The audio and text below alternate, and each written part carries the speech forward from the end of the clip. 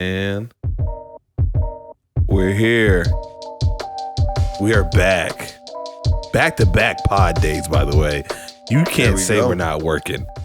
Welcome to episode 48 of First Time on Set, the movie podcast where we talk about whatever movie we want, however the hell we want to.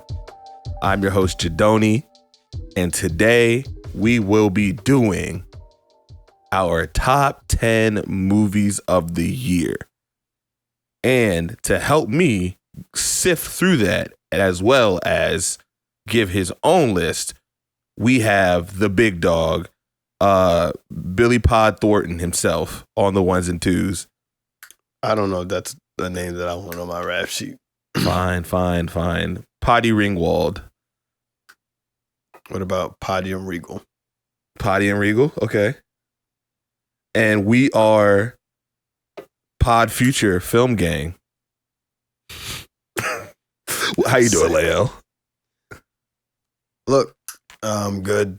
Second day in a row, I'm just reminded that I don't got Evan flowing through my veins like Griffin does. Really hoping that one day he just gets his stuff sorted out and he can, come back amongst the rest of us living a good lifestyle. But, the way he's living in squalor, as they say, it's just sad to see. You fry that man so often. At a point, is it even fun anymore? I never did it for fun. It's like Steph putting up shots. You gotta just do it because you love it and you want to get better at it every day. That's some sick work, but I respect it in a way, but not too much on Big Griff, Not too much on him. How are you doing? I'm doing all right. I'm tired, but that is what it is. You got to grind. We got episodes to do. It's the end of the year. A lot of stuff going on, so you got to keep doing it. I had my headphones keep falling off. I should probably just put them on my head. Hold up. I had a good lunch today, so that's nice. But other than that, another day, another dollar, another rhyme, another dollar, another stuffed shirt, and another white collar. You ate a Chipotle burrito. I didn't. I ate something that my grandmother made. I don't believe you. You don't have to believe me. I ate a Chipotle bowl yesterday, though. You were close. Do want to start off by saying we just got the news before we got on the pod. Rest in peace to Isaiah Whitlock Jr., man. Out of nowhere. Didn't know that was didn't expect that to happen. Obviously, never expect people to pass, but obviously mostly known as Clay Davis on The Wire. Worked with Spike Lee a ton. He wasn't in Highest to Lowest, correct? Yes, he was. He was in Highest to Lowest. Mm-hmm. No, Highest to Lowest. I'm sorry. The Five Bloods when my brain went to. Yeah, I would say he was not. The Five Bloods was the last song.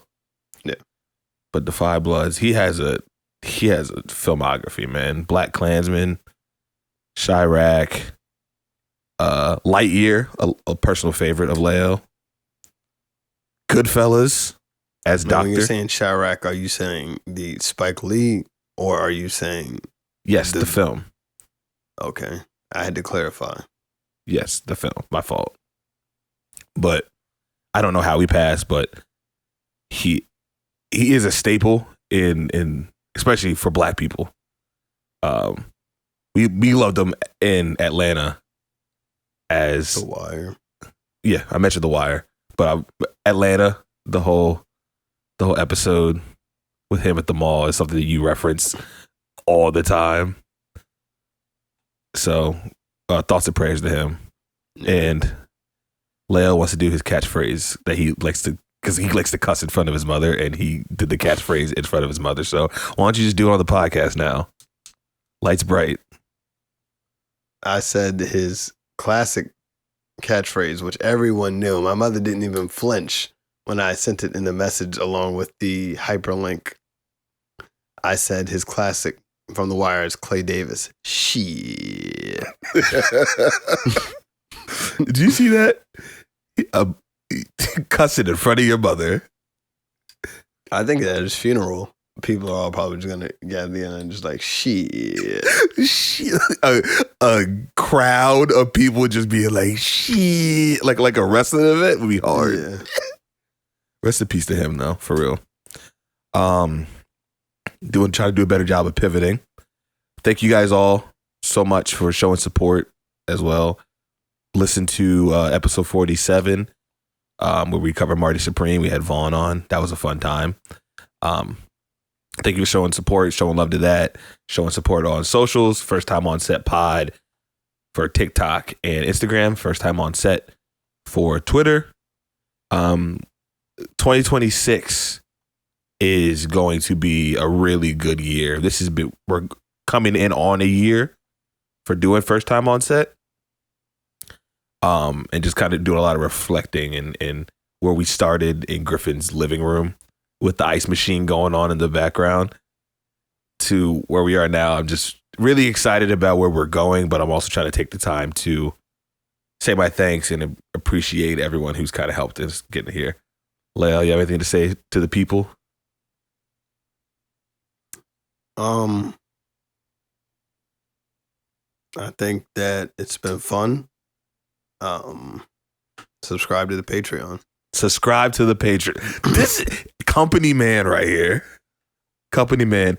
I will say, without not trying to get too soft, but I will give you your props. This is gonna hurt me. No, but genuinely, thank you, because if you guys didn't know, Leia was just supposed to be just like a producer, off camera, very low key type of person for the podcast initially. While we were working out trying to find another host and kind of these things, but this man came in and basically just said, I need the ball. It basically took the ball and ran with it. It's been great having you do this with me, and I appreciate all that you do behind the scenes. You're still a piece of shit, but you're my piece of shit, so I appreciate you, brother. I do it not for the not for the millions, not for the billions, not for the tens of thousands, hundreds of thousands, or even the thousands. I do it for the tens of strippers that are just waiting on my text. I do it for you. Do you even talk about one mouth and others of the strippers? Like, but you see the way Paul Thomas Anderson framed the hill, you didn't know who was coming over in the moment. I tell him, I said, I take it a step further. I'm saying, do you see how the tension he's building? You need to incorporate that into your routine. You need to foreshadow when you do that twirl. That intrigues. I'm like, you need to trick the mind, give those visual. I was like, do you see the transitions here? Like I really like lean into it. I make them watch some deep shit. Really, it's improved a lot of their games. They're up 2,500 a month. Oh my gosh, you got their numbers? Great. My roster is great. We're doing really good. I expect us to, get that SBA, which Stripper is Ball Association championship. Stripper Ball Association. Imagine Shorty walking on the stage like Lockjaw. Walking to the pole like Lockjaw and some heels. Oh man. But it's been a good year of film. Really, really had fun with this year. And how could I forget? Before we get into what we're doing, we have a last watch movie thing that we do on First Time On Set for the new listeners. I didn't know if we were doing that because it was an extra episode. Okay. I'm down to do it. I still have stuff to do, but I'm down to do it. Real quick, I was stressing because I haven't watched the movie since yesterday. I haven't watched the movie since we recorded yesterday, and I did Sorry Baby. So real quick, I just watched. Before Sorry Baby, I watched The Others, which is a horror film with Nicole Kidman. It is 2001, directed by Alejandro Amenabar, and basically 1945 Jersey, Nicole Kidman and her two photosensitive children They experience supernatural phenomena in their manor after the arrival of new servants. I like this movie. I thought it was cool watching it, and it's been on my list. And I was watching it, it's like, oh, it looks good, but it wasn't really grasping me all the way. But when the twist happens in the film, I'm not gonna give the twist away because I think it's a good thing to experience. When the twist happens, it made me appreciate the film more and made me recontextualize a lot of the stuff that was going on in the film, and I appreciate it a lot more. But it's very atmospheric. Nicole Kidman gives a wonderful performance. The kids, you know how I am about child actors. The kids do a really good job in here too. So I think you guys should check it out. Okay. So one of the last movies that I ended up rewatching, though I haven't watched, I guess, a new movie. But one of the movies that I've ended up rewatching was actually Before Sunrise. Always want to say Before Sunset, but I actually mean Before Sunrise. The first one. And yeah, the first one, the very first one. One, it's always so interesting seeing people,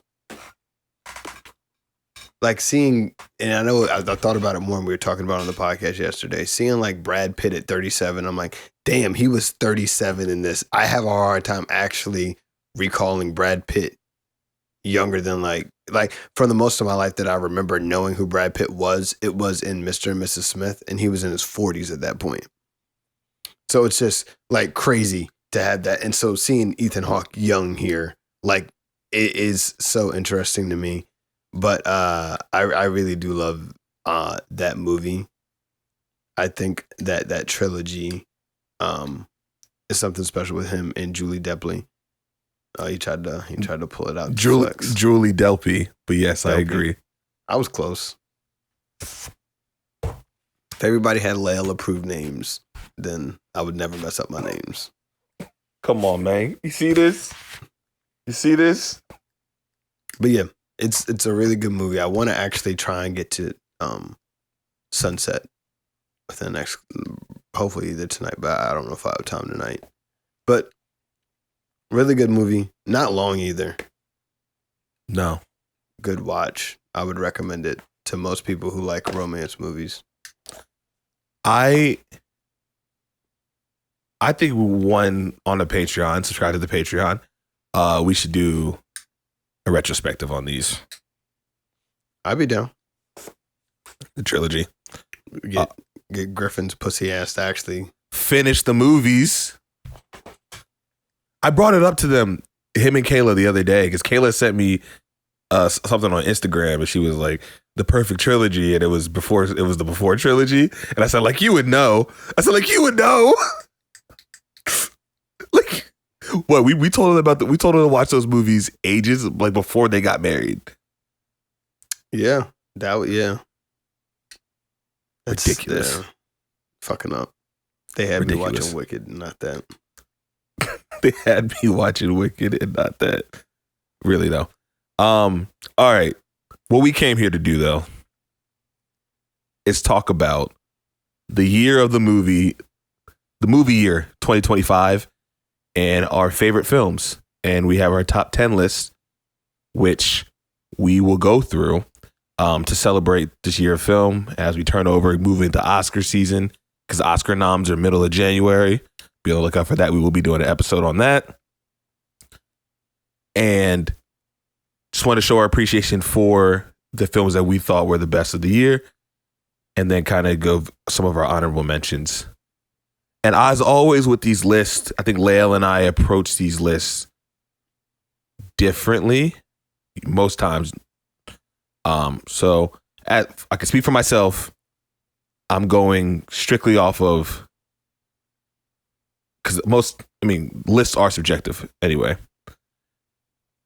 But I'm going strictly off of my favorites and how I feel about the films and what I think I enjoyed the most out of the 10 list. I don't know how you kind of put yours together, Leia, but that's how I was rolling. I think I went like favorite, and then like out of all the movies I saw, I think these are probably like the best movies of the bunch. I checked it. It looks like I had about like 50 AMC visits this year. Why don't you just check Letterboxd? I mean, because I know I'm easy with AMC. I know, because you watch some like Netflix stuff too and all that kind of stuff. I feel like it would be... I know. I'm saying, I know out of at least all the 50. At least there's probably more. I would estimate at least probably 60 or 70 because I know I've seen a couple of movies at like the what's that called? Rotunda, Charles, and then like you said, Netflix. One I saw at that would probably count in Netflix, but in Virginia. But yeah, word. I'm excited. I'm excited for this. And as always, we will work from 10 to 1. Layla and I will alternate. We'll talk about the films. We'll name the film, talk about it, why we have it, where we have it, and then just kind of have a good conversation. This may be a little longer of an episode, but I think it'll be a good episode, for sure. Let's start with honorable mentions, though. Get the honorable mentions out of the way because you mentioned having 50, 60, 70 newer films you watched this year. So it's narrowing it down to 10 is always tough. And there's obviously ones that are going to be on the bubble, on the chopping block. So we're not going to go back and forth with honorable mentions. Leo, just give me about 3 honorable mentions that you have that just didn't make the cut, like bubble films. Yeah. So I think one that didn't make the cut, and honestly, it is due to the last 3 editions that came as Hail Marys that we were able to see, a la your Secret Agents, Morty Supreme was funny, Marty Supremes, Marty Supremes, your Sentimental Values, stuff like that. This movie was something I was big on before it came out. It came out, I was very high on it. I think it's one of our best episodes of the year. Superman. Had to be on there, right? Superman, yeah. I think Superman was such a moment. I think it was such a moment. I think it was the moment, besides Batman films, which I don't really count at this point, was where you saw DC unite. And people say, you know what? DC has some ground. And that's like the first time, again, besides a Batman film, that people have actually had that feeling and sentiment. So I think that the Superman movie for me was definitely one of the honorable mentions that just got edged out, but I think it was close in there. What's one of yours? Oh, so we are going to alternate. Sure, we'll do it. Oh, okay, my bad. I didn't know. I can go through all. We're here now. We're here now. All right. One of mine. I'm gonna try not to repeat stuff that you said. On the chopping block for me is On Becoming a Guinea Fowl. Second episode talking about this. I really like that movie, and I'm big on endings, and I realize that a lot of where I place some of these movies is based on like how they end, and if I'm very big on it. If it ends and you stick the landing in a way that I feel compelling and I can latch onto it and like I think about it quite often, it's gonna boost. It could boost a movie that I thought was a 3, literally to like a 3.5, 4, depending on how they stick the landing. And this is one of those movies that the ending sticks out for me so much. I just love the performances, the direction, and overall just the story of this film that I had to put on the honorable mention, but there were just a little bit. There are other movies that I felt were in my favorite of the year, but I had to give that movie some love. I respect that. Okay, that's one that's actually on my list for some. That and Train Dreams are 2 that I need to watch. That I have not watched. That I do want to watch. Also, really want to watch this Chevy Chase documentary. By the way. Really want to watch this Chevy Chase documentary. He's so oblivious to why people don't like him. Real quick, I saw something on Saturday Night Live. He was like, why was I not at SNL 50? And everyone's like, dude, because you piss everybody off, bro. Like, bro, I want to watch that so bad. My next honorable mention is a movie that I do really like. I think this one also just barely got edged out. It's Begonia, and huge fan of Yorgos. I do think there was some other ones and some unexpected films that made some appearances here that I did not think would take its place. This was definitely one that I was most anticipating, hearing that Yorgos was dropping, hearing that he once again had Emma Stone, but also had my guy come back, Jesse Plemons. Upon watching the movie, it was a great movie. It was a fun movie. It had a lot to say. It had good style, had heart, but I just do think it got edged out there. I think it's now on streaming on Peacock. Is that what it is on? It's on streaming on something, guys. I'll find it out while Jaden's talking. No, you keep doing. Well, that was all I had to say. So you go ahead. He said that's all I had to say about that. Okay, so you went Begonia. That was also one of my honorable mentions, but I'm gonna come with. It is Peacock. It's Peacock. Yes. Cool. I'm gonna come with Black Bag. Black Bag for a long time would have fell at the back end of my top 10. It would probably have hovered at like 10-9. That's a movie I sing his praises all the time. I think Soderbergh did such a great job. The cast, Fassbender, Cate Blanchett, everybody in there. It's such a sleek film. It's tight. Very sexy. Just like how I just love spy stuff and espionage stuff, and the way they did it. It felt like there was no fat to the movie, and I really, really like that movie. And at the beginning of the year, because that came out in February, I believe, February or March. Except January, it wasn't. We didn't have much, and then that came about, and I was like, oh shoot. This is like, I really like this film, and I still really like the film, but I just think as the year got going and progressed, namely, like you said, we got to see like 4 or 5 movies from November to December that really were like, really changed kind of our thoughts of the year. So love Steven Soderbergh, love Black Bag. That's one of my honorable mentions. That's a solid pick. My last pick is one that I was very big on. If you've heard me talk about it again on the podcast, you probably heard me talk about it multiple times. It's going to be Roofman. Had to be. Just barely got edged out there again by the last month or so. Really, really like this movie. I think that this was, I think one of I'll say this is my favorite performance, I think, from Channing Tatum here. I think it embodied the charm with like the wit, the funny, like everything except dancing. He did damn near everything except dance in this movie that you would want from Channing Tatum. I think Kirsten Dunst was great in this. It had my lady, Crazy Eyes from Orange Is the New Black. I'm forgetting her name there. But I do think this is a really good movie. It was a fun movie. I think I've showed this movie to multiple people, and not one person has had one bad thing to say about it, except the fact they're like, that dumbass should have just ran. Love, man. I mean, but it's real life. So they told, and it was actually told to a very, very like fine point of accuracy, which is really cool as well. Even going back and shooting in some of the spots, which is like also really cool. Movie was really good, just barely got edged out. And not only did they shoot some of the spots, Plus.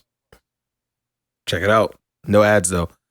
Not only did they shoot on some of the spots, they had some of the real life people involved in this story as characters. So, I think is this Darren Cianfrance? I always get his name. It's Derek. It's Derek. My fault, pimp.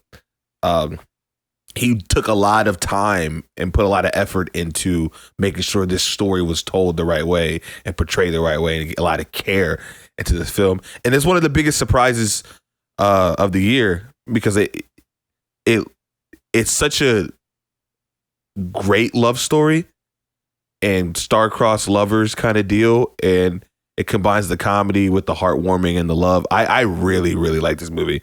So, hell of a honorable mention. And then my last honorable mention, we have plenty, and maybe we can do more towards the end, but I'm gonna go Weapons. Okay. Weapons is, if you guys know, I'm a big horror fan. I think Weapons was one of my favorite movie going experiences of the year. That was one of the movies I was looking forward to so much, and I really did enjoy Weapons. I think it was one of our better episodes. Zach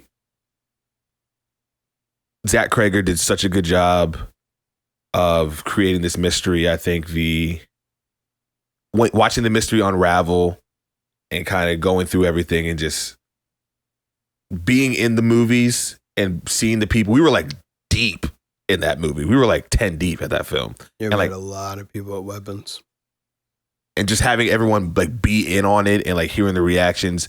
I just appreciated that movie theater experience. I liked the humor in it. I loved the Barbarian. I really liked Weapons. I thought what it was trying to say, even though we had kind of questions on what it was really trying to say, I think it was so bold. And in a year of original films, especially original horror films, I think this stood out for sure. And I'm a big fan, but I just couldn't put it on the top 10 because, again, there are movies that came later that I felt like just super strongly about. Yeah. Weapons was also on the list of movies that I wrote. Did not make it. I had one on there that I was wondering. I didn't say it. I didn't think either of us would get to it. If I had legs, I would kick you. I wondered if you were going to get to it. I meant to say, if I had legs, I would kick you is one of my honorable mentions that I did really like. I thought that was a really good movie. It's a phenomenal movie. Really good movie. Rose Byrne kills that performance. So in case it's not in your top 10, I wanted to mention it. But let's go. Let's get it. Do you want to go first? You want me to go first? I mean, I just did the last honorable mention, so I feel like it's right for you to go first. Then we'll go. So my 10 is one we've yet to do an episode on, so I'm not going to speak too much on it, but I know that is coming here in the future. That is going to be No Other Choice by Park Chan-wook. I really like this movie. I think that this was one of the funniest movies of the year. I think it's definitely one of the funniest movies of the year. Off the top of my head, no, especially with musical, I have no problem with this winning best musical or comedy in any of the awards that it could be, added that in. I want to state here on the record, I think that's an egregious category, musical or comedy. It's just like that's such a here nigga damn kind of comedy. Like I want to state that is such an egregious thing to say, musical or comedy. I wouldn't be mad if it won best foreign language. Well, I might be mad if it won best foreign language film. But I do think this movie is great. I do think Lee Byung-hun, or Hun, I hope I said that right, was amazing as the lead. I think he was amazing as the dad there, just desperately looking for a job, trying to find a way to provide for his family. I think that everyone in the family was great. You had his wife, Son Yeon-jin. I want to make sure I'm getting all these names here right. I'm trying to find them all the names here. There we go. I'm having a hard time finding all the names here. Are you not on the... I am. The thing is, they don't seem to have everybody listed here. It's all right. You don't got to fixate too much on it, brother. But I think the whole family was great. I think the surrounding cast was great. I think this movie was funny. I had such a good job. I had such a good time watching this movie. I think it looked great. It was, again, one of the funniest of the movies of the year. I really fuck with the idea of what they did was where they said, hey, billionaires, come watch this movie. Like, they were being right in their fucking face, and I thought that was cold.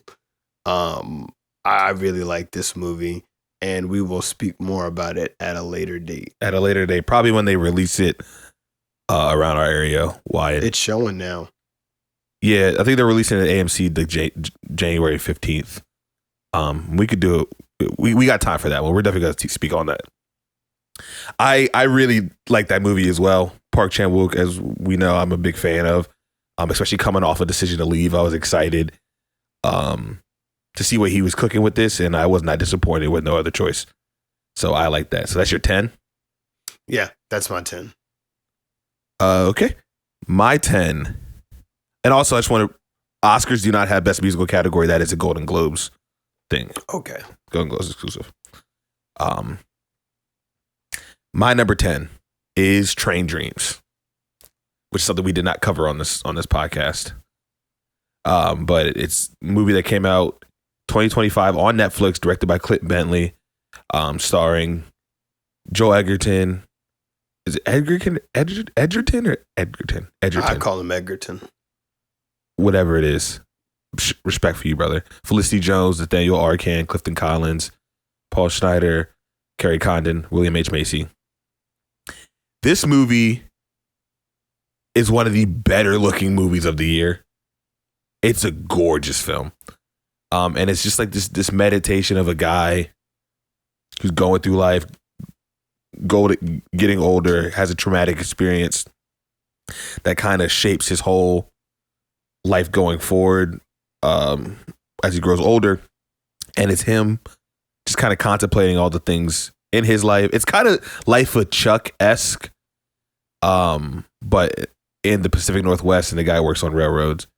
And it's one of those movies that I immediately knew I was going to love it off the opening shot, because it's just them cutting this tree down, but it was following the tree as it was falling, and the way it was framed. It was gorgeous.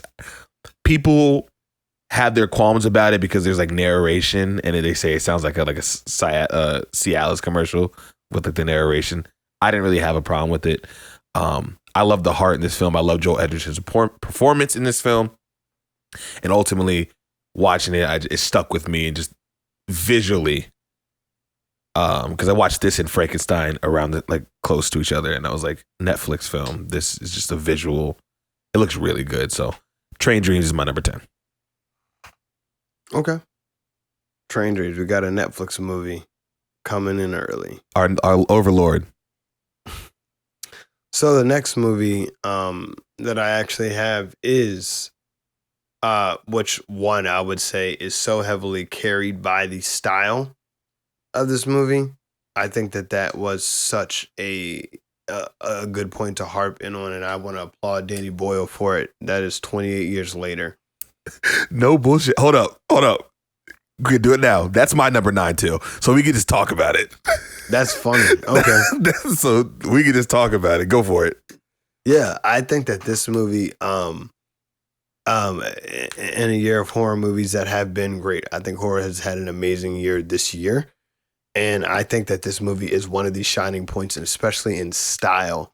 I think this movie has such a unique style, feel, cadence, all that you could say about that. But also, it is not understated to say that it has an amazing story about love and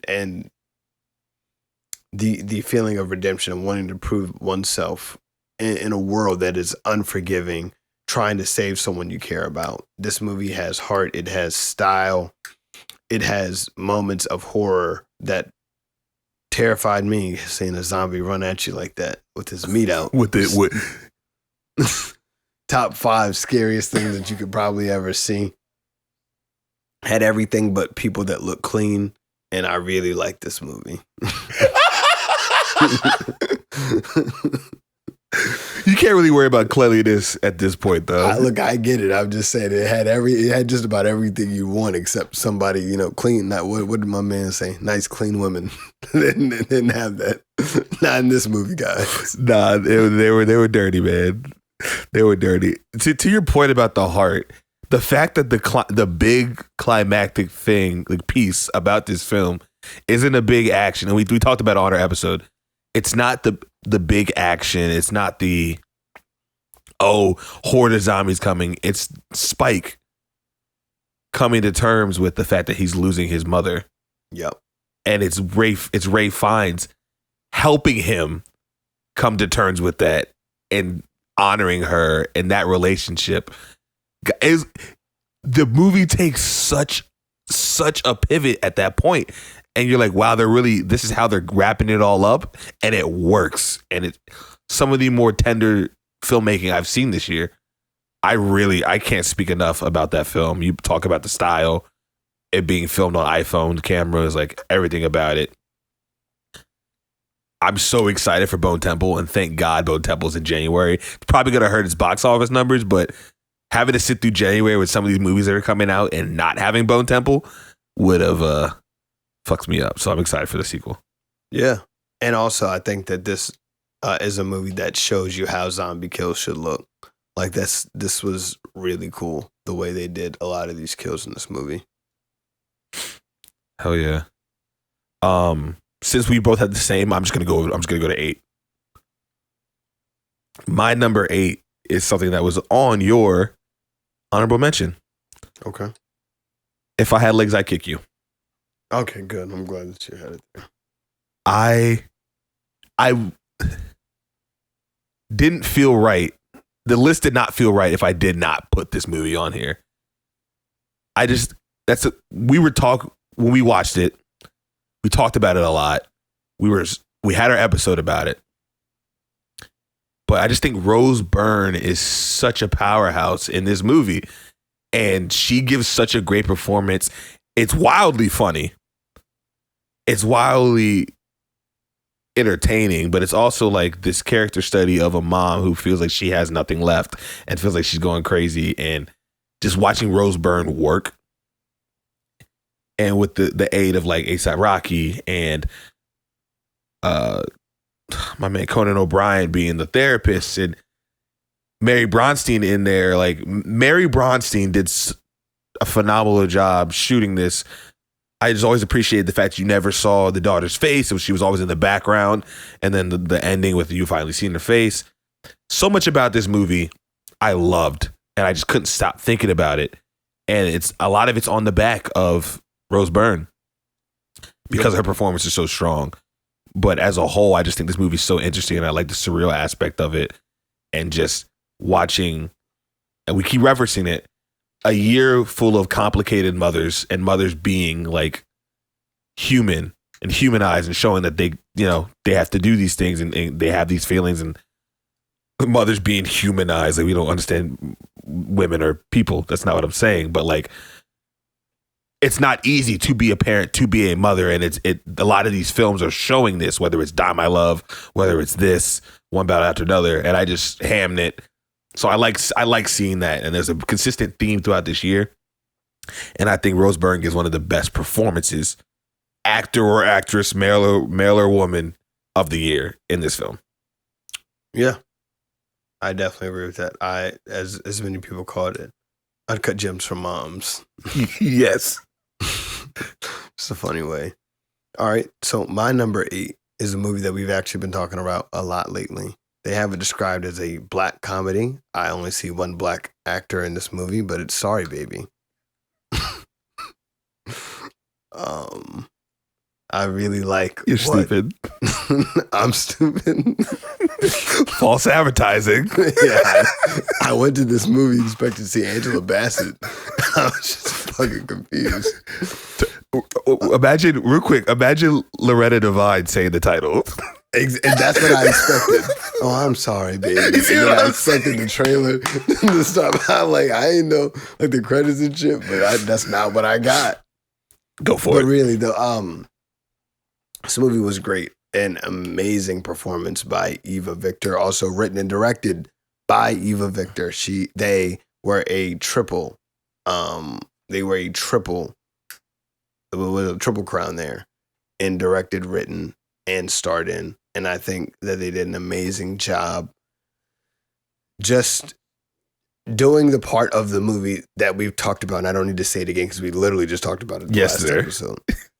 Making you uncomfortable, but then making you laugh, but also having that pain and uncomfort linger behind you, even in the moments of levity and the moment where you could crack a smile, and then the moments of genuine happiness.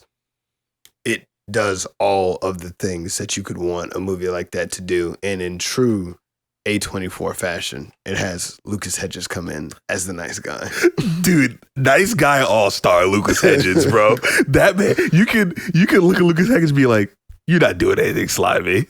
I'm saying at this point, like, I think he'd have a hard time trying to play a bad guy at this point because of how much good guy propaganda Lucas Hedges has on him. But really, really, really good movie. I recommend this movie to just about anybody that could watch it. I do think that they should win something for this movie. Yeah, produced by Barry Jenkins too. Of Moonlight fame, but excellent movie. That is my number 8, Jaden. What is yours? Barry Jenkins of Mufasa fame. Get it right. All right. Get it right. Talk about some Moonlight. Aaron Pierre, that's Mufasa. My number 7. We're going 7 now. Yeah, 7. My number 7 is It Was Just an Accident, which I think I talked about as one of my last watch movies when we were doing it for one of the pod episodes. Written and directed by Jafar Panahi. I'm sorry. And it's following the group of Iranian political prisoners who face the question of whether to exact revenge on a man they believe to be their tormentor. And this is a movie that won the Palme d'Or. Again, give me my props. I remember last time I said that Leia was glazing. And this is a film, it's funny. And when you realize the depths he went to make this film under the Iranian government's nose, like they didn't know. He got out of prison and then made this film, made it without their knowledge, without their sanctioning it. And it's just touching on government, and he's very critical of them. And it's just this story of these people who were abused and wrongfully treated and having to come face to face with that trauma personified. And when you have that person in front of you, who you or believe to have that person in front of you, who caused this trauma, how are you going to act? What are you going to do?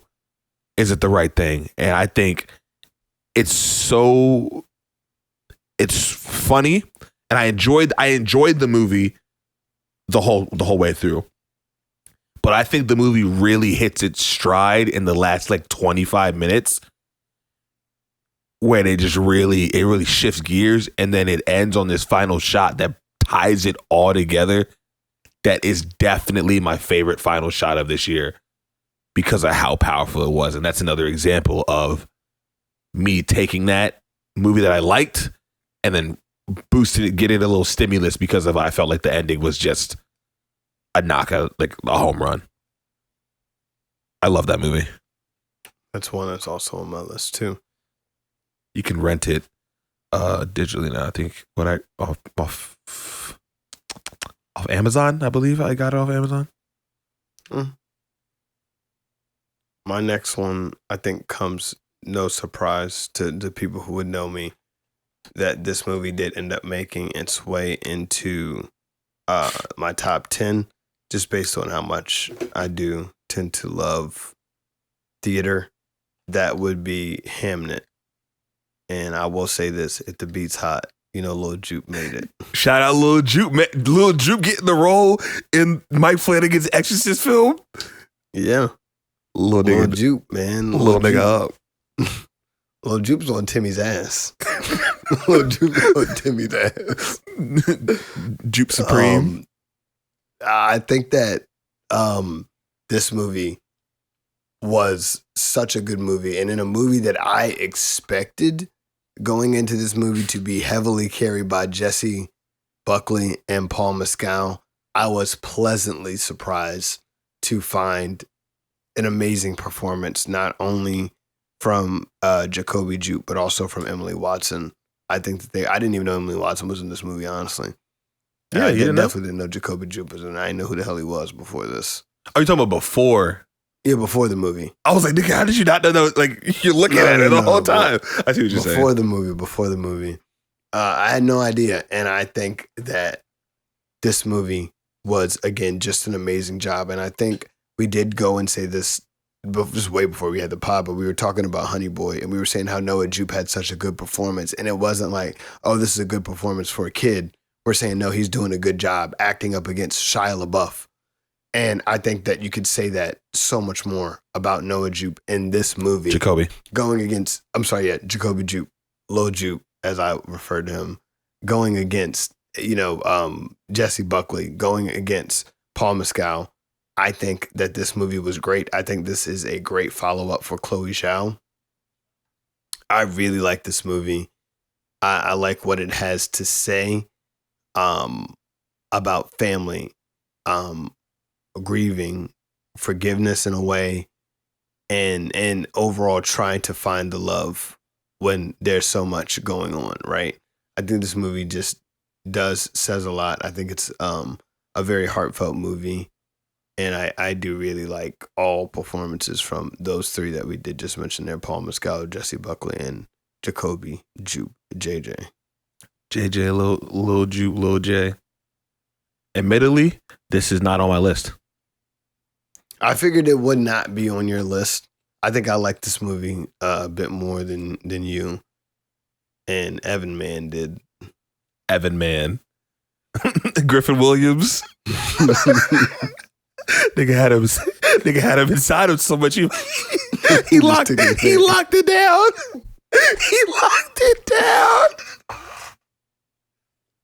Here's where it gets kicked. Here's where the kicker comes in. You said we're on 6, right? Yeah, 6 now. My number 6, and I've been going back and forth. The middle of this has had me just in a frenzy. Okay. My number 6 is Marty Supreme. Wow. Okay. Yeah. I was really thinking about it. I like this movie. It's almost top 5 for me. I really like this movie. The performance of Chalamet is incredible. I don't want to do too much on this film because we literally just covered it. But I think what made me put it at 6, I think the second watch maybe see a little clearer, and I just wish, like we talked about, I just the second act I have some issues with. But I still really like the film, and I think it is clearly a top 10 film of the year. It's just from like my personal enjoyment and movies that I felt attached to and felt the love towards. There were just some that I felt a little bit more love towards. But Marty Supreme is still a really, really good movie. I just outside of my top 5 though. With you naming Marty, I think that we're going to have, I'm wondering if we're going to strike again on a matching where these tend to go, right? Because there are some that I know are going to be in your top 5, but I don't know where you're going to place them. Everything except this next one that I'm going to name for my 6, I think is probably going to be in your top 5. My 6 is the movie that we did not get to cover, but damn, it has all the heart. The lead even gets to say, everybody wants to Chainsaw's heart, but what about Denji's heart? Leo, I'm being so serious. I had that in my top 10 for so long, and I cowered out and I took it out. Bro, I'm going to have to make this top 11 because that definitely deserves, thank you. Thank you. Chainsaw Man, the movie, Reze arc, That was such a good ass time. I'm a very, very big fan of Chainsaw Man, but I think even if you are not a fan of Chainsaw Man, you could watch this movie and have something to enjoy. I would recommend watching the first season so you can kind of understand what took place. But this movie has something for everyone to enjoy. Funny moments of heart, moments where you're like, what's going to happen? Like it has beautiful, beautiful cinematography there. So many references to classic films. I don't know what you would want that you could get in a movie that this movie doesn't have. I guess if you want to say it's you'd have to get a dub to get it in English. But I mean, like, what the fuck else do you want from a movie? Or I guess some people could complain that it was animated. But this movie was absolutely amazing. We took Jay Glix to it. Jay Glix had no idea what this movie was about. Spilled some chicken over rice on her sweatsuit and still enjoyed this movie. I thought she watched Chainsaw Man. I don't think Jay Glix watched Chainsaw Man. She did. Maybe I'm wrong. I think she watched Chainsaw Man. I could be wrong. Cause she wanted that Pochita. She was calling Pochita. Okay, I'm wrong. That's fine. And like niggas that don't watch the show are gonna call Pochita. Pochita's not even in the movie like that. Yeah. I'm not gonna go on mine yet because I want to talk about this film because this film is great. Like legitimately the best animated film of the year. Like yeah, this movie was really, really fucking good.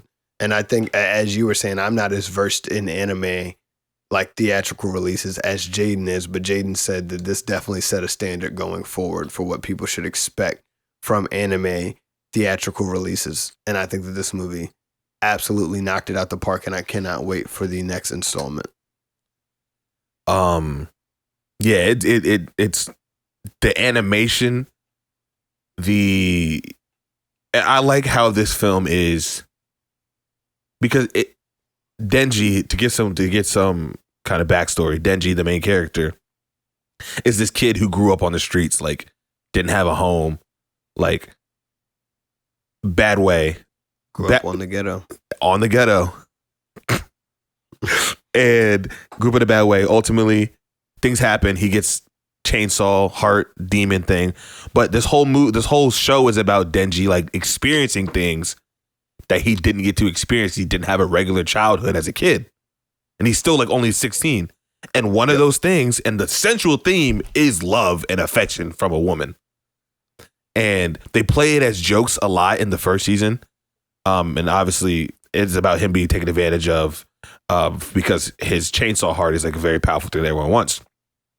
But this movie spends the first half just being a teen drama and watching Denji go through falling in love and hormones and all these different things, and it sucks you in with the beauty of the animation and how it looks and the visual storytelling, and you know something's gonna go wrong because if you watch Chainsaw Man, you know it's gonna go wrong.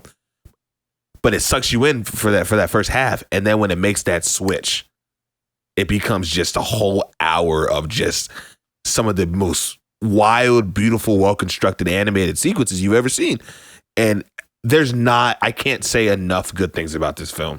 Even if you're not, like Lael said, an animated or anime fan, or even you are because you haven't watched Chainsaw Man, go see it.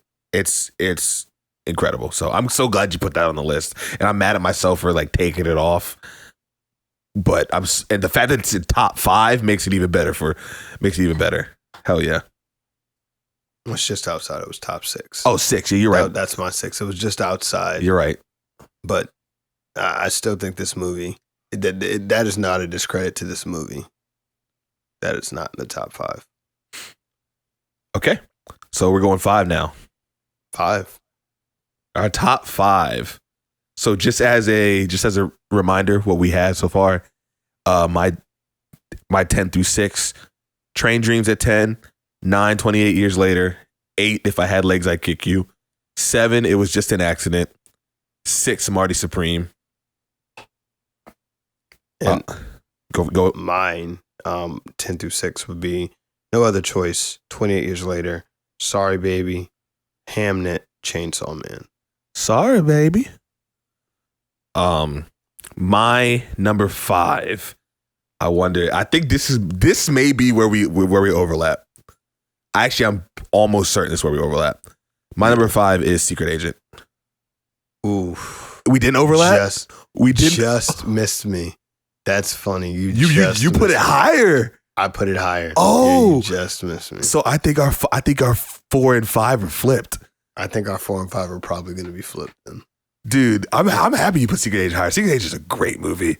We haven't covered it. We were supposed to cover it, but we had so much stuff going on with the holidays and everything. It just kind of became muddled. So hopefully we can do maybe be able to do like a revisiting things we missed type of deal. Yeah. Where we do an episode where we can do No Other Choice and this all in the kind of thing. Check out the Patreon. Secret Agent is... I'm sorry, I'm having issues right now.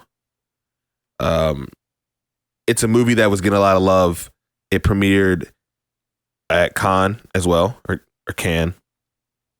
It is directed by Kleber Mendonça Filho. I hope I said your name right. It's a historical political thriller set in Brazil, starring Wagner Moura.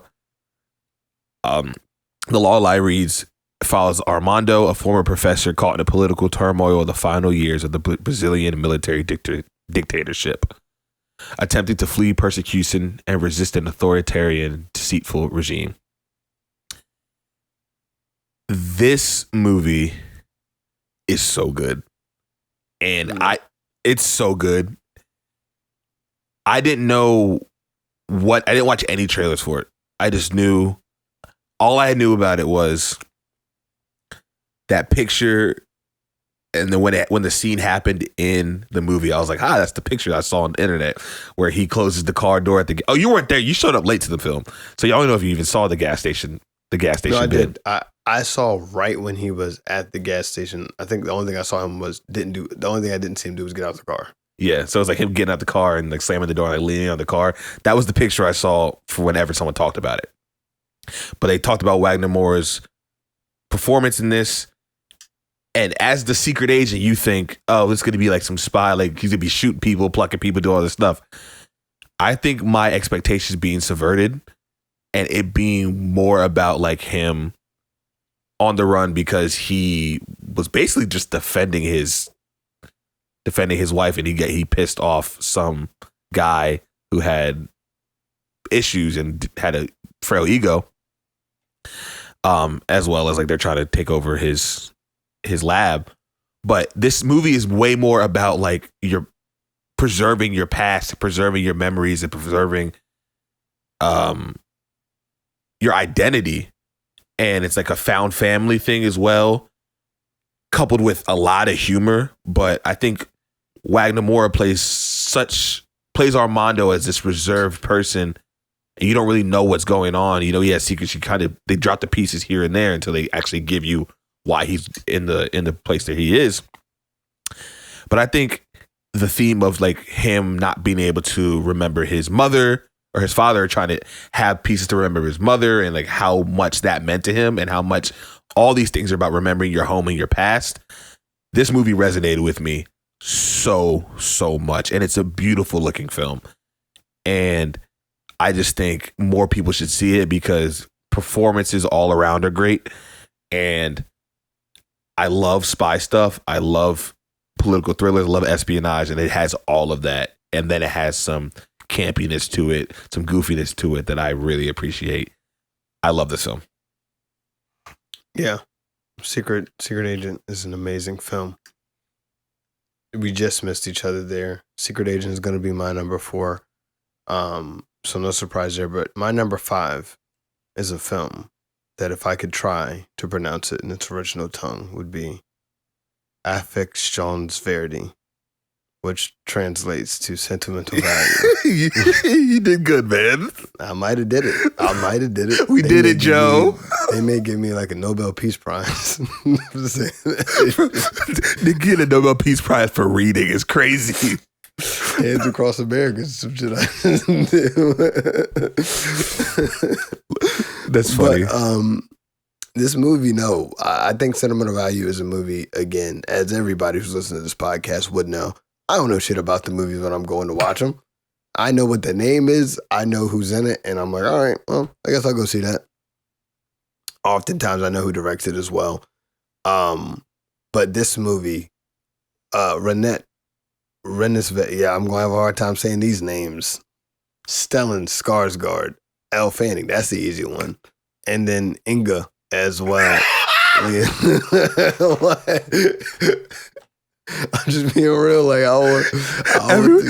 everyone gets their first and last name, and then Inga. Yeah, because I can't. I just don't know how to say it. No, we gotta get good at this, because the moment we start interviewing people like actors and we start botching their names, we're not gonna get no work. I think that if we're interviewing them, they should provide us with the phonetical pronunciation of their name.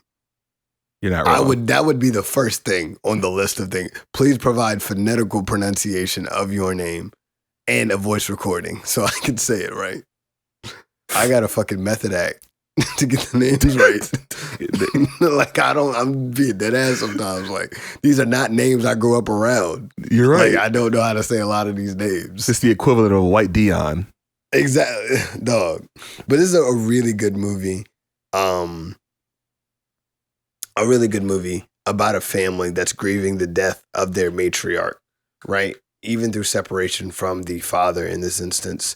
And everybody is just trying to find their way. You have Stellan Skarsgård, who I think he's kind of cheating by being a supporting actor there, but I think deserves that supporting actor award. Most likely, I had to really see who they put him up against, especially come Academy Award season. But absolutely amazing performance, playing against everyone in this movie. They are giving amazing performances. Renée, Inga, Elle Fanning, really was really glad to see Elle Fanning come up from her Super 8 days. And I think this movie was just absolutely great. It was a movie about family and trying to reach each other where they're at and trying to understand and to be there for each other despite all the bullshit that family can kind of put you through and that parents can put you through and that sometimes kids can put you through. Like, it's everything in that respect, and I think they do a very good job. They poke some fun at Netflix. They I think I just cannot understate them enough how much they get an amazing performance from Stellan Skarsgård, party boy as he is, who complains that creators don't take enough liberties and be more rock stars as he was. Yeah, really good movie.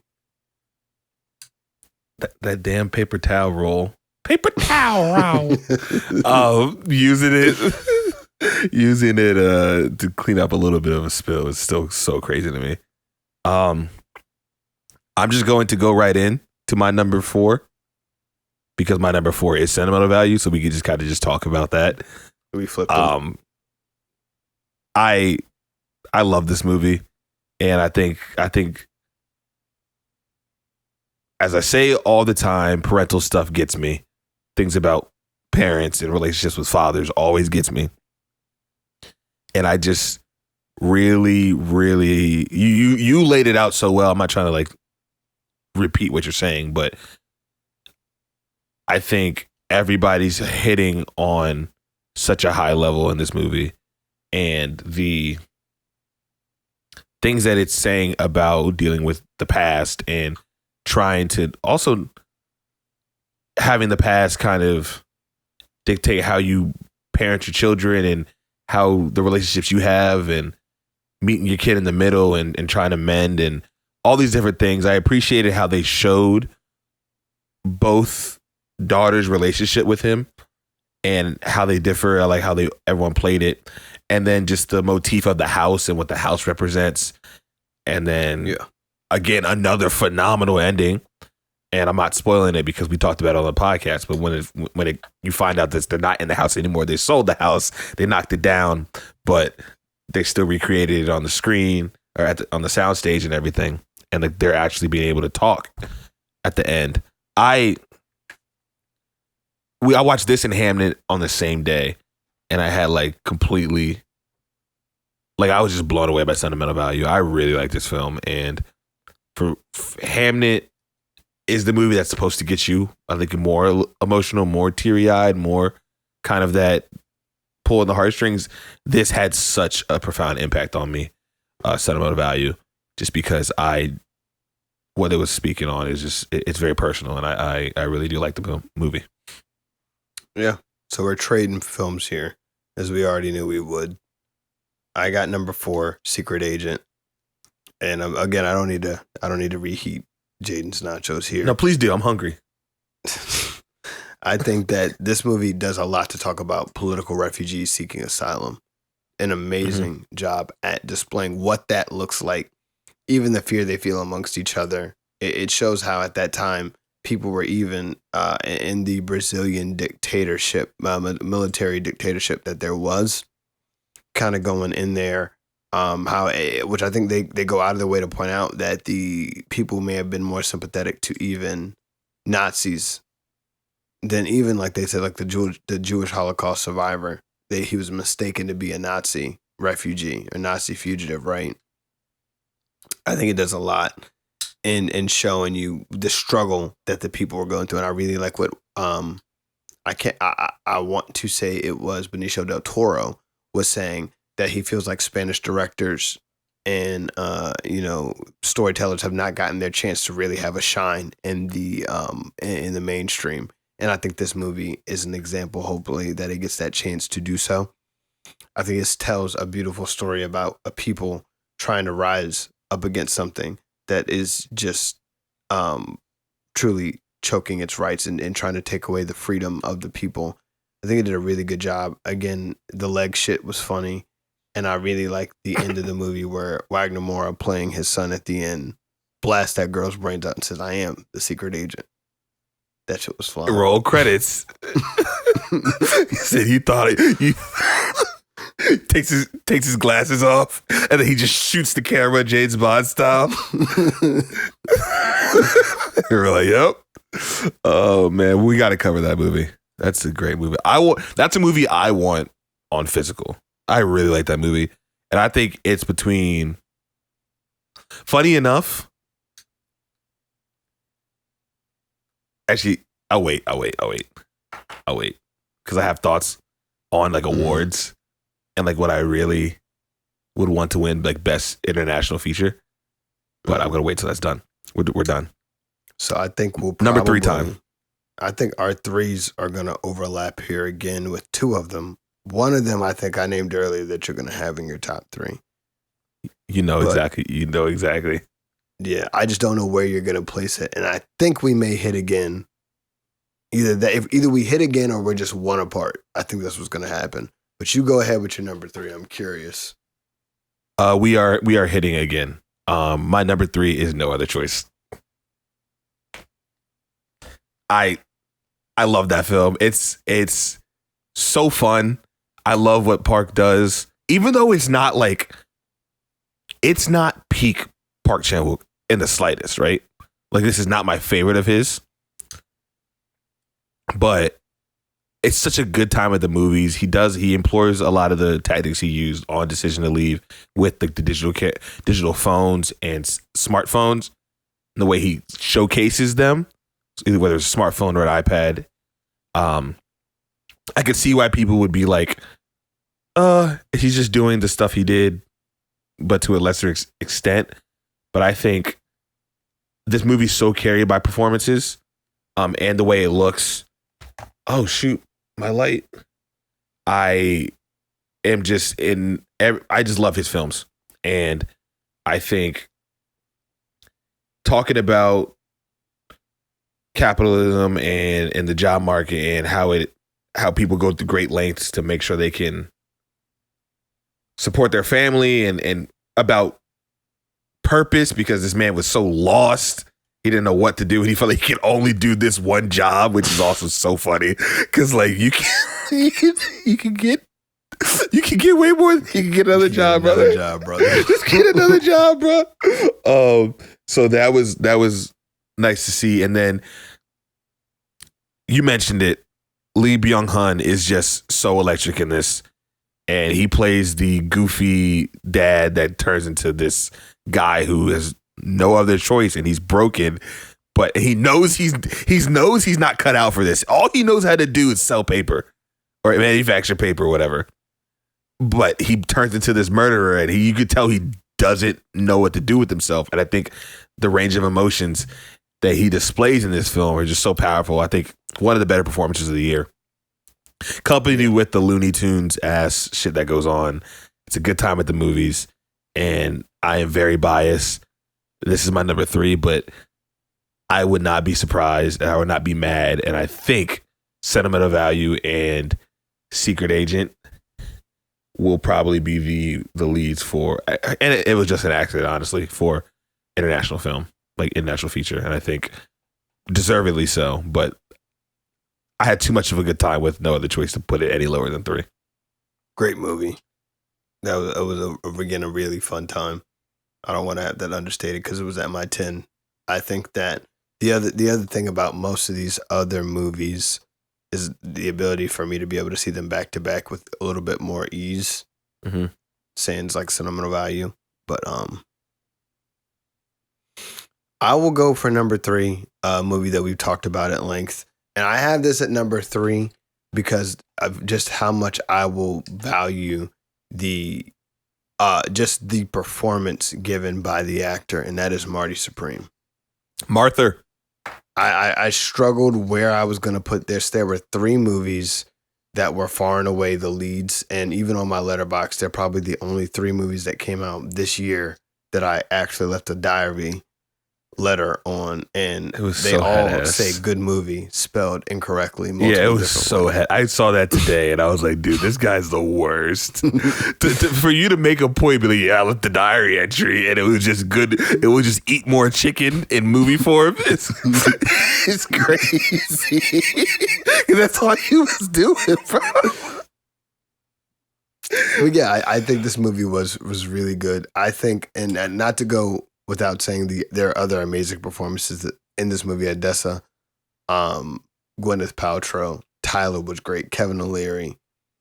Like, I think there were a lot of great performances, but I do think Timothée Chalamet specifically, I think that this is like his Shea. This is like his Shea greatest guard year that we've seen. Like, I think this is the year that defines who we could kind of see Chalamet as going forward. And I think it'll define him as the star that we already kind of knew he is. I've been a fan of Chalamet. I think I was really sold on Chalamet after seeing Call Me By Your Name. I think that's when I said, okay, no, this guy has like really, really got it. And then I genuinely can't name a movie after where I felt like he disappointed me in that movie, right? I think this is a great movie. We've said enough about it. Really good movie. Would recommend you go seeing it. Would love Safdie to get, a great return on his investment with this film. What's the deal with that guy? Every time I've been saying that all. What's the deal with that guy? It's a great movie, and I do want to say I feel bad because I didn't give Gwyneth Paltrow enough love on our Marty Supreme episode. I texted you on our rewatch, and I was like, dude, she's electric in this movie. Like, she is so good in this film. The scene where you see her on stage, like doing the performance, and she comes out and her back's to the crowd, but you see her face, and they start clapping, and you see the range of emotions. Like, oh my god. It was like a relief that they're clapping, but also like, oh, it's like an addict that she's like, oh, I'm back. I'm back. Saying, I'm so back. Yeah, she had that. I was like, dude, in like the split second, it was masterful acting. She was great. So I wanted to give her credit because I didn't do it enough on the actual episode. But yeah, I knew it was gonna be number 3, and I do really like that movie. I think I have more emotional attachment to the other ones. Which kind of set me apart. Marty Supreme is just like this is a really good movie. And I can appreciate it being a really good movie, but like things like Secret Agent, Sentimental Value, and the other ones that we have on here are like, this movie means a lot to me. Or I can see this movie mean a lot to me, and this movie pulls on my heartstrings and makes me feel things and think about things that I just put Marty Supreme into just more like, oh, this is just very good entertainment. Maybe a change. Let's see, we got our final 2 here. Let's see if we God, I mean, we know what the two are. I'm just wondering what order you have them in. This been deliberation. It's been because I made a point early in the year where I was like, oh, this is how it is, and then like I was going back on it and thinking about it, making sure this is what it is. This is what you want. This is what you want. This is what you get. This is what you want. But I ended up kind of standing firm in this. My number 2 is Sinners. So we can just go ahead and talk about it together. Yeah. So we our last 2 are the same. Are the same then. Okay. Number 2, Sinners. Lael's number 2, Sinners. I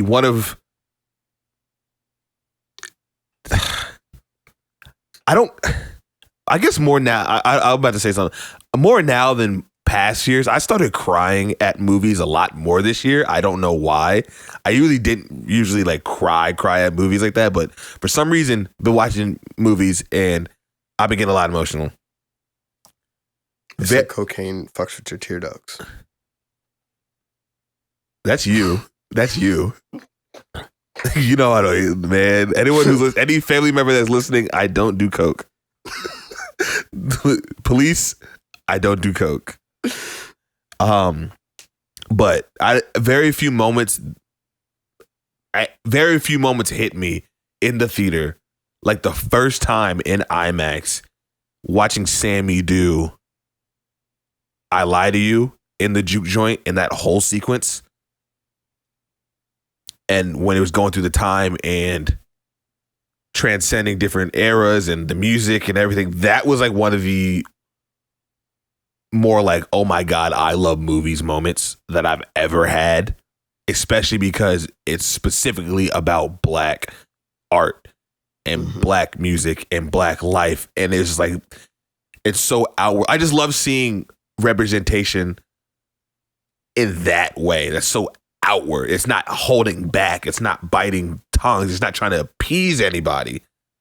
It's literally, you get it. You don't. If it's for you, great. If it's not, move on. Like, and I just, that movie is so special. And it's one of those films that you can't say enough good things about. And the event of Sinners, it's hard when like the idea and like the event having the movie live up to the event, have the movie live up to the idea, but the reason why Sinners was the event was because of how good the movie is. Yeah, it's not like the Odyssey is like, okay, we're excited, it's an event because it's Christopher Nolan, let's see how the movie holds up, right?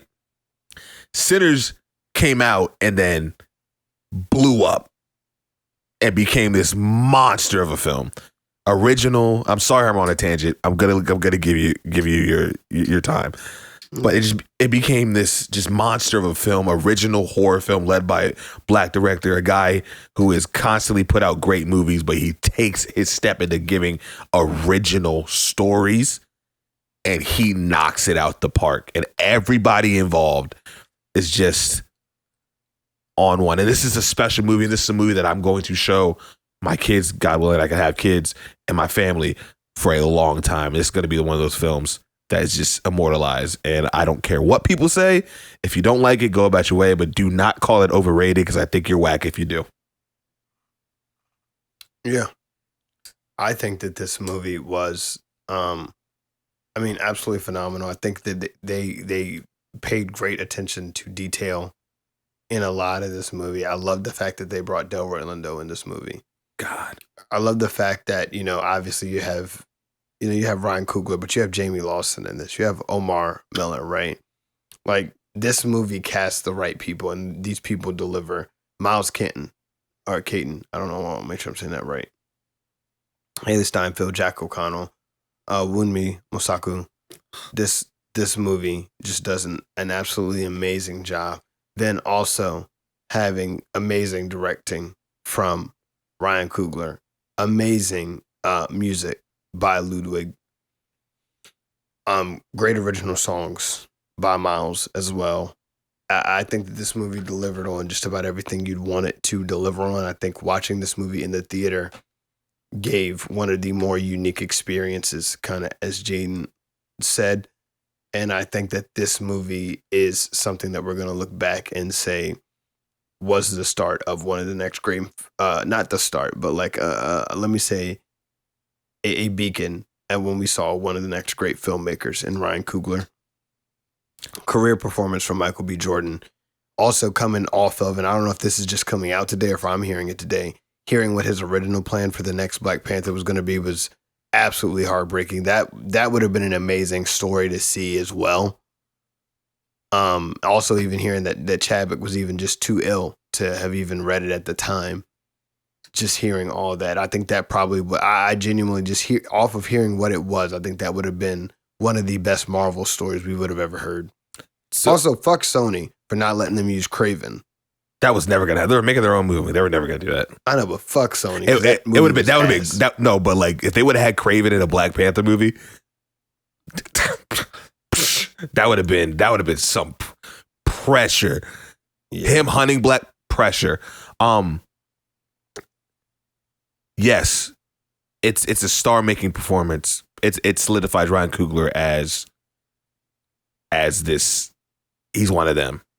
Also, it's gonna shoot Autumn Arkapow into way more work. The cinematographer, the DP of the film, because the way this film looks and is shot is gorgeous. And truthfully, she is going to, like, they worked on Wakanda, Black Panther Wakanda Forever. She did Last Showgirl and now Sinners. And I think her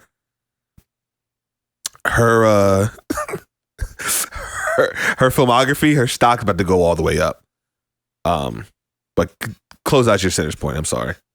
No. Oh, also, and stand-up that I really like, Aziz Ansari, right now, which I think is his best looking stand-up by far. One of my favorite from him. But I think that, this movie, it's one of the things where I had, like, either way that I knew that the 1 or 2 would be, I didn't really have a problem with it, because I had, before, literally up until we started recording, I had 1, 2, and 3 all, like, bracketed off so I could decide when we went live which one I wanted to go with, because I was having a hard time picking for the last 2 days. Everything else between under 3 was set, except for these 3. So I had no problem with which way this went. I love that, man. I went back and forth as well. It was tough. It was tough, but now we could go to number 1. We go to number 1. It's one battle after another, man. Yeah. It's one battle after another. I don't think the gap between one battle after another and Sinners is far in the slightest.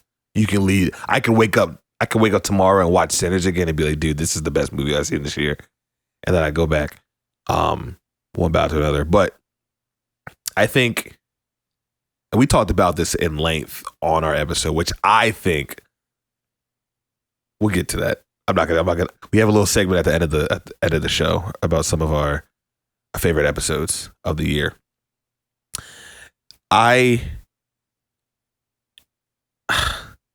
words about this film, like this film had so much hype, opposed to Sinners, right? Where like Sinners had hype, but like the stuff they were saying about one battle after another, and Paul Thomas Anderson on the early reviews and kind of everything was like, there is no way this movie is that good, right? There's no way it's as good as they're saying. It is as good as they said. It is an incredible film. It's one of those movies. Another incredible soundtrack, score by Johnny Greenwood. Leo gives an all-time comedic performance. He's just a bumbling idiot. Star-making performance of Chase Infinity. A movie that feels timely because of what's going on in its talk about just how the government is treating people that immigrated to the country, and it's very timely in the way that like Eddington's timely, and just kind of, it seems like a look into the looking glass of where we are as a country.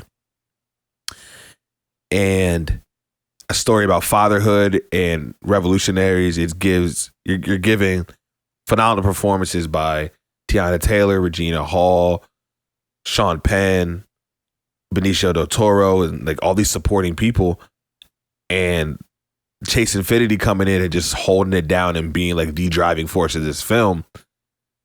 Everyone was in their bag. Has one of the best sequences, along with the juke joint scene and the chase scene in 28 Years Later, and some of my like favorite sequences of the year. With the chase at the end on the road, that movie is just it's so good. It's powerful and it's funny. It's a movie that is accessible to a lot of people, but also it gives you something to chew on and think about.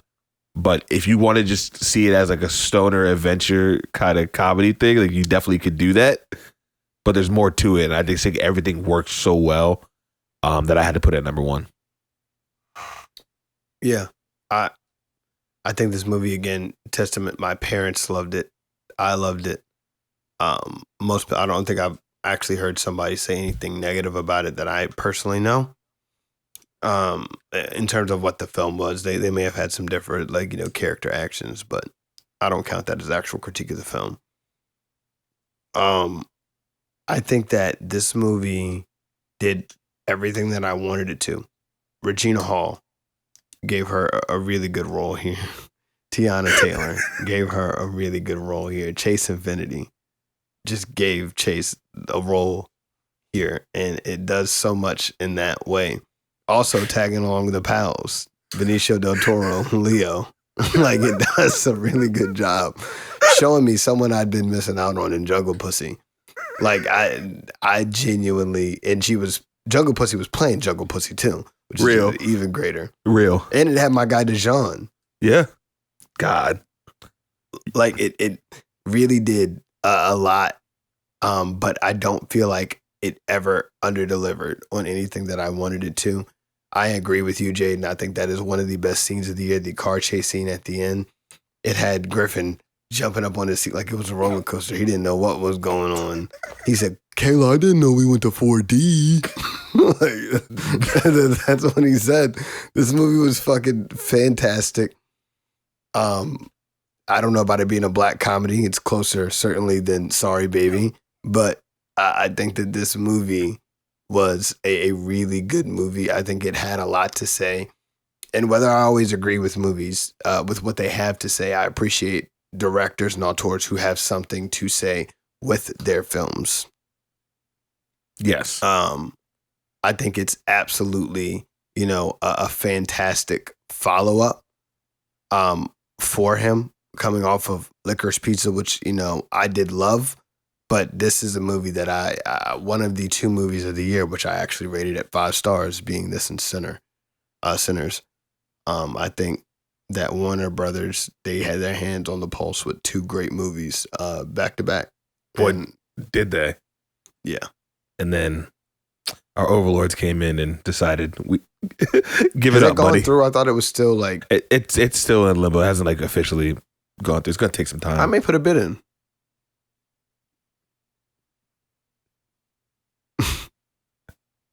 Well, what money? Look, I'll go over there and say, look, I don't have the money, but what I can make up for in money, experience. Would. Diamond, please come over here. Show them what we can offer. Here she comes walking in a lockjaw. Look, Diamond, she was making 8 bands. We got her at 1,100 this month. Do you see this is the turnaround we can get?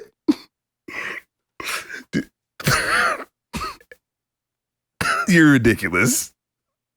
It could work though. It could work. Us getting control over Warner Brothers just because you offered up strippers would be it would be me eating so much crow for all the times I've talked bad about your. See, Jada, but I'm not offering strippers. I'm showing them the return on investment that I'm able to provide. That's that's like 150%. But that's just all. But that's because you're a stripper savant. Who's to say you could do the same thing with the movie studio? You could say that I'm just a numbers savant. I analyze it like hardball. I think every Moneyball. Moneyball, there we go. Shout out Hardball. Shout out Lil G Baby. Hardball reboot. Lil Jupe is G Baby. Who says no? I think you doing that, like you taking control over that, would have crazy implications because every movie would have to have a mandated strip club scene. That's not true. That's simply not true. As long as they have a character in there that is a part of the life, it's fine. That's realistic. Everybody knows somebody in some form of sex work. That's fine. It doesn't have to have the actual scene of where they're doing their work. That's unrealistic for like, I don't know, Inside Out 3. What emotion would that be? Sexy. Horny? No, sexy. Horny is crazy. Is sexy an emotion? Yes. This guy's never listened to Cash Cobain. But is it an emotion? Yes. Yeah. All right, whatever. What about after another? Our number one. We went together on like 8 of these. Huh? Oh, like like 8 in total. Just like having them on the list. 3 were in the exact same position, but like 8 in total. Because I had Sorry Baby, you didn't have Sorry Baby, right? No. And then I had Chainsaw Man, you didn't have Chainsaw Man. Mm-mm. And then you had If I Had Legs, I Would Kick You. I did not have that. And I had Train Dreams, and you did not. You had Train Dreams, and I've yet to see that. I just couldn't put Sorry Baby. If I didn't put Guinea Fowl on there, I couldn't put Sorry Baby on there. Because I've also not seen Guinea Fowl. I rate those movies like, but yeah, let's go through our 10 real quick. I will be trying to make a nice little graphic to display on our Instagram. Follow the Instagram First Time on Set Pod. I thought I went 1 for 1 with the Paul Thomas Anderson one. I don't know if I got another one in me, honestly. It's with the look like crayon. Number 10, Train Dreams. Number 9, 28 Years Later. 8, If I Had Legs, I'd Kick You. 7, It Was Just an Accident. 6, Marty Supreme. 5, Secret Agent. 4, Sentimental Value. 3, No Other Choice. 2, Sinners. 1, One Bad After Another. All right. In my top 10 is 10, No Other Choice. 9, 28 Years Later. 8, Sorry Baby. 7, Hamnet. 6, Chainsaw Man. 5, Sentimental Value. 4, Secret Agent. 3, Marty Supreme. 2, Sinners. And 1, One Battle After Another. Good list, man. I do think there may be an opportunity to, because I still haven't seen like Blue Moon, or there's Caught by the Tides. There's some movies I haven't seen yet that could invade this list, but at this point, it's in the past now. I think there are 2 or 3 movies on here, if I were to rewatch them, could move. And I think that's mostly housed within the top 6, right?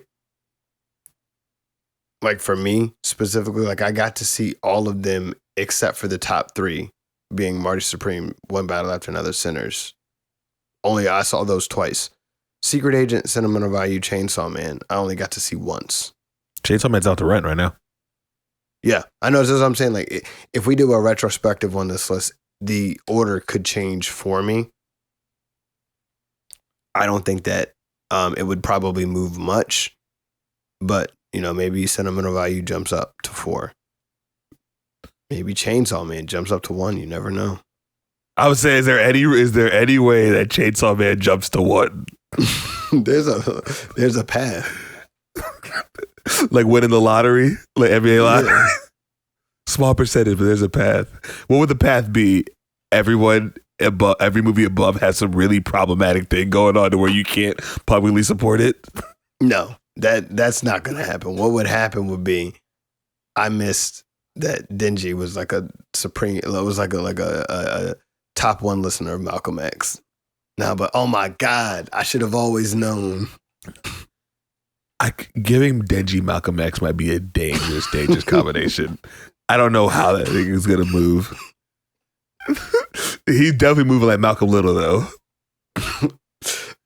Denji is moving without a soul. Denji is moving like Brian on Halloween. Better than how Brian moving right now. Get well soon, King. That nigga barely moving. My favorite thing from Chainsaw Man, my favorite joke is definitely when he's standing on the car with Reze, and Reze's like, hey, Aki's driving, and Reze's like, you know, Denji, you should have came with me. I really loved you. And he goes, really? And then Aki goes, no, you idiot. She's trying to trick you. And he goes, damn, she almost got me. Denji, a top 3 yearner. For real, though. I think it's a good list, man. Wanted to do something really quick. You brought this to our attention on the phone the other day. Just kind of talk really quick about some of our favorite episodes that we have done on First Time on Set for this year that we've been doing this podcast. Yeah. So you want to start or you want me to start? What was your idea? You can start. All right. So I would definitely say, looking back, the episodes that I definitely do recommend, especially now that we had this one out, Marty Supreme, I think is Marty Supreme, Wicked, and then Frank and Dom, I love, within our last 10 are some of my favorite episodes, especially within the last 10. I think that After the Hunt was a really good episode, us covering After the Hunt. And then going back, I think that we did what I would say was a really good job covering one Captain America New World. That was number 2 early on. I think that was a funny episode. That was our second episode, right? Yeah, it was like our second episode. That was the first one I was on. Actually on talking. Yeah. I think that was looking back a funny episode. And then I would definitely say Sinners and Superman were 2 episodes I really like as well. That nigga just took all the episodes. I don't know what the fuck to say now. Nah, I think you missed the big one for me. Okay, which one? The one by after another Paul Thomas Anderson draft one. That was I think that was the best job we have done, along with Superman, of breaking down the movie. I think the conversations that came from those episodes were very fruitful. Along with Frankenstein, I think Frank and Dom I Love was a great one, just because our differing opinions and how we were kind of working through that, and you made me see it in a different light. Still not a big fan of it, but you made me kind of approach that movie a little differently. Wicked, you got to, of course, having Kayla on here and doing the Wicked pod. That was her first ever podcast episode, and she did a great job. Sneaky one, I'm going to say the Worst Hangs episode, the Worst Hangs draft. Where we talked about the people that we didn't want to hang out with. Yeah. I thought that was a really funny episode. You mentioned a lot of the good ones. And we've gotten better throughout the year. Yeah. What I did was, as soon as I started talking about this, I just kind of went through the main for the Patreon people. We're not mentioning Patreon episodes, but I went through the main podcast episodes, just kind of looking. I do think we have more than a few really good episodes here. We have we got to be like approaching 60 hours here if we did the math. For sure. Of how many, because some of these are 2-hour podcasts here. Like, we have to have approaching that with 48 episodes coming out now with this one. This being over an hour and a half, we got to have coming up on 60 hours. We have really good episodes. I think The Long Walk was a good conversation too. Long Walk, I think having Megan on for the interview. Yeah, Megan was great. We're just naming all the episodes. Now we're like, oh, you know what? This podcast is kind of good. Megan was great. Worst episode, whatever one Vaughn's on. See, it's gonna make me. What? I'm not gonna do it. Nothing. Say it. Nah, I don't feel like nobody minding at me and my messages. Can you text it to me? You don't have to think too hard about what worst episode I would say it would be. Oh wait, Eddington's also a great episode because Eddington was a really good episode. We were all like in different stages about the film, and that was a very good conversation. I would say our worst episode is F1 because that shit was recorded in a dang RV, and we had to record it like twice, and hell, it wasn't as good. I forgot we did that in the RV. That's crazy. We did that in the RV. That's funny. I still don't think that's the worst.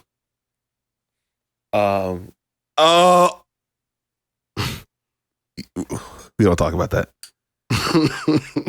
It took me a minute. It went over my head, but I Odell'd it and brought it back in. Yeah, man. I think we had a good episodes, and they're only gonna get better. And the only way we get better, the only way this podcast grows, is if y'all leave 5 stars on wherever you listen to podcasts. Show love. And to do that, to celebrate it, we will be doing Starring 5, our 5-star guest launching game. Starring 5 now. Yeah, we're launching it now. We can get a drop later. I would give credit to the person who came up with this, but we're beefing right now. So just kidding. Shout out Vaughn. Y'all listen to Marty Supreme. Leo will basically new users. Like I'm working. New viewers. Leo will explain what our 5-star Starring 5 game is. Yeah. So our Starring 5 game is I will name 5 stars in this movie, and it will be Jadoni's job to guess the movie based upon the stars I give him.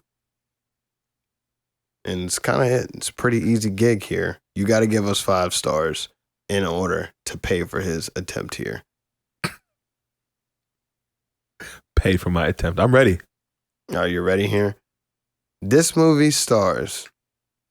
I'm going to preface this with saying pay close attention. This movie stars T.J. Miller, Josh Brolin, Ryan Reynolds, Deadpool 2. All right, we got it there. I didn't even have to get through all 5 of them. As soon as you said, you should have kept Ryan Reynolds off of there. As soon as you said T.J. Miller and Josh Brolin, I knew exactly what it was. All right, there we go. I didn't want you to accidentally guess 2, so I was saying pay attention. I mean 1. That's what I was saying. Pay attention. As soon as you said Josh Brolin, that's Cable, brother. Who were the other 2 you were gonna name?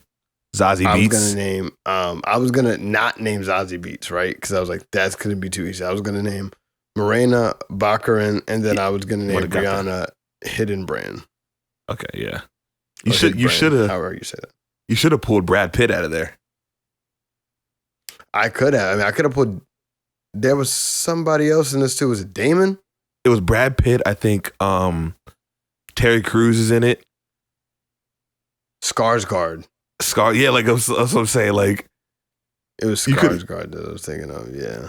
You put out Brad Pitt. If you put out Brad Pitt instead of like, I could have did McAvoy. Yeah. Oh yeah, because they opened the door and they're all on the thing. Yeah. You could if you really would have like twisted it up. But I mean Deadpool 2 is a movie that is ingrained in my head. I don't know why, but it is. I have a question for you though to close this out. We do our BBL ratings for all these movies throughout the year. Mm-hmm. Where do you give a BBL ranking for 2025 as a movie year?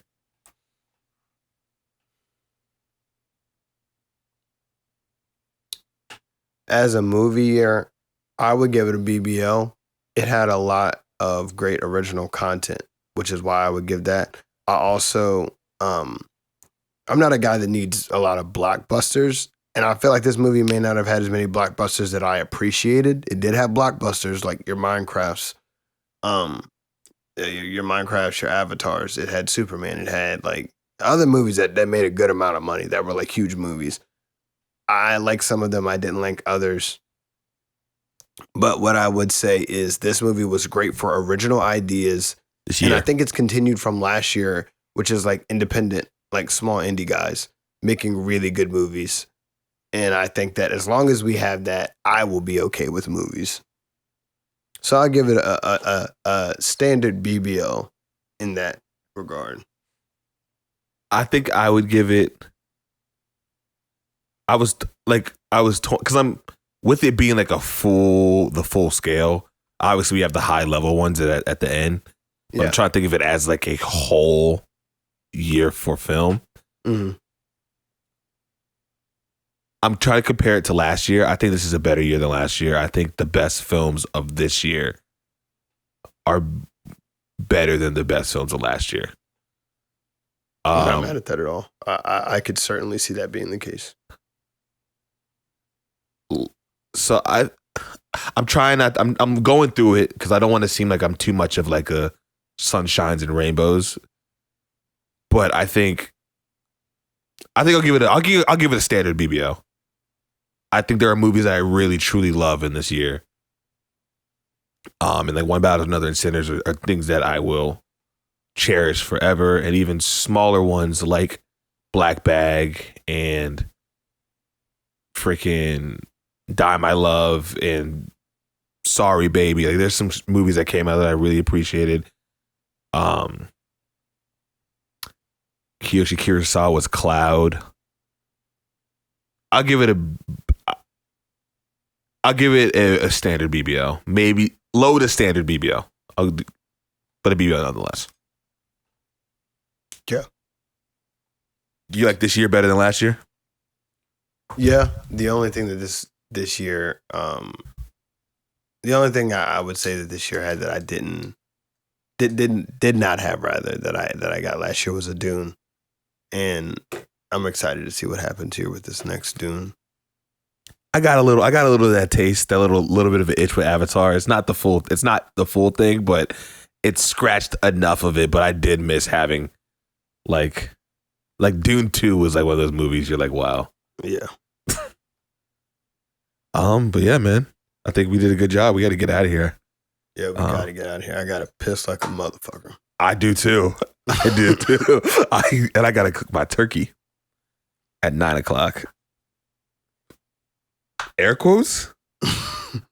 Nothing, brother. Go ahead and then we're closing out here. Close out. Thank you guys so much for a great year. We will be better next year. Over 52 episodes. Over 52 episodes, man.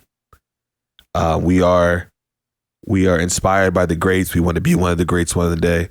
We're inspired by the Bill Simmons and the Joe Buddens, just as we're inspired by the James Johnsons and the Tony Allens. And the B-heads. And the B-heads. That's definitely number one inspiration.